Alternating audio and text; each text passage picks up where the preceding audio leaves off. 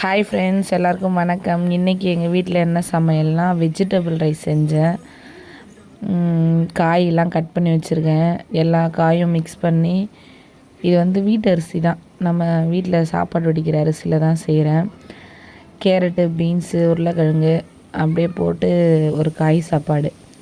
வெங்காயம், தக்காளி எல்லாமே போட்டு வதக்கிட்டு, அப்புறம் என்ன செய்வேன்னா ஸ்பைசஸ் கொஞ்சம் போட்டுட்டு எல்லா காய், மீல் மேக்கர் எல்லாமே போட்டு ஒன்றா மிக்ஸ் பண்ணிவிடுவேன். எல்லாம் ஒன்றா வதக்கிட்டு கொஞ்சமாக இஞ்சி பூண்டு பேஸ்ட் எல்லாமே ஆட் பண்ணி மீல் மேக்கர் எல்லாமே போட்டு ஒன்றா வதக்கிட்டு காய் எல்லாமே சேர்த்து வதக்கிடுவேன்.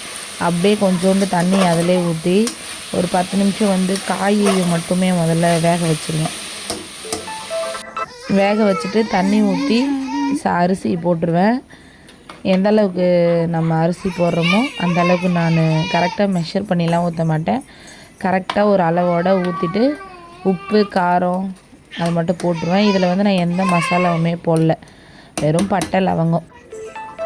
வீட்டில் கொஞ்சமாக சட்னி அரைச்சேன், சட்னிக்கு வந்து தாளிக்கிறேன். தோசை ஒரு 3 தோசை ஊற்றிட்டு கடைசியாக ஃபைனல் அவுட்புட் வந்து இப்படி தான் வந்துச்சு என்னோடய சாப்பாடு.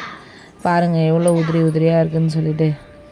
வீட்டிலே சிம்பிளாக இருக்கிற காயை போட்டு நம்ம வீட்டு அரிசிலே ஒரு வெஜிடபிள் ரைஸ் வந்து செஞ்சாச்சு.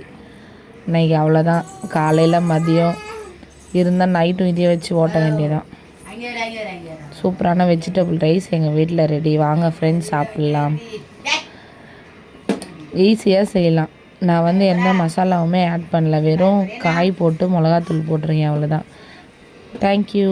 லைக் பண்ணுங்கள்.